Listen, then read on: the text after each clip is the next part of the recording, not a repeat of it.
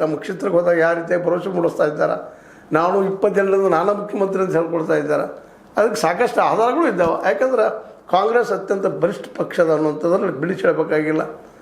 ಒಟ್ಟಾರೆಯಾಗಿ JDS ಪರಿಸ್ಥಿತಿ ಏನಾಗಿಬಿಟ್ಟದಪ್ಪ ಅಂದರೆ ಇವತ್ತು ವಿಶೇಷವಾಗಿ ಯಾರ ಜೊತೆಗೆ ಹೋಗ್ಬೇಕು ಅನ್ನೋದು ಇದು ನೋಡ್ರಿ. ಕಾಂಗ್ರೆಸ್ ಹೋಗುವಂತಿಲ್ಲ, DK ಅವರು ಸೇಮ್ ಆದರು. ಮುಂದೆ ಜೊತೆಗೆ DK ಅವರು ಇವನ್ನೆಲ್ಲ ಇವರ ಶಾಸಕರನ್ನು ಇವ್ರ ಬೆಂಬಲಿಗಳಿಗೆ ಸೆಳೀತಾ ಇದ್ದಾರೆ. ಬನ್ರಪ್ಪ ರಾಷ್ಟ್ರಮಟ್ಟದ ಪಕ್ಷದ ನಮ್ಮ ಜೊತೆ ಬನ್ನಿರಿ ಅಂತೇಳಿ BJPಯವರಿಂದ ಕೈ ಕೊಟ್ಬಿಟ್ರು. ಕೊನೆಯ ಕ್ಷಣದಲ್ಲೇ ತಮ್ಮ ಕಾರ್ಯಕರ್ತ ಬೆಳೆಸುವಂಥ ಪ್ರಯತ್ನ ಮಾಡಿದರು. ಏನಾಗ್ತದೆ ನೋಡುವಂಥ ಪರಿಸ್ಥಿತಿ ಬಂದರು.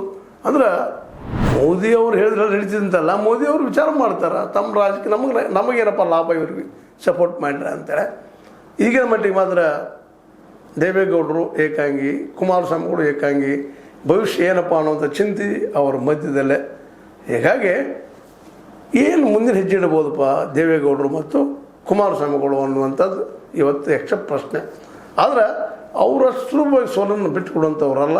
ಕುಮಾರಸ್ವಾಮಿಗಳಾಗಿರ್ಬೋದು, ದೇವೇಗೌಡರಾಗಿರ್ಬೋದು, ಏನಾದರೂ ಪ್ರಯತ್ನ ಮಾಡಿ ಪ್ರಯತ್ನ ಮಾಡಿ ಮತ್ತು ಮರಳಿ ಹೇಳುವಂಥ ಪ್ರಯತ್ನ ಮಾಡ್ಬೋದು, ಏನು ಮಾಡ್ಬೋದು ಅಂತ ಅನ್ನುವಂಥದ್ದು.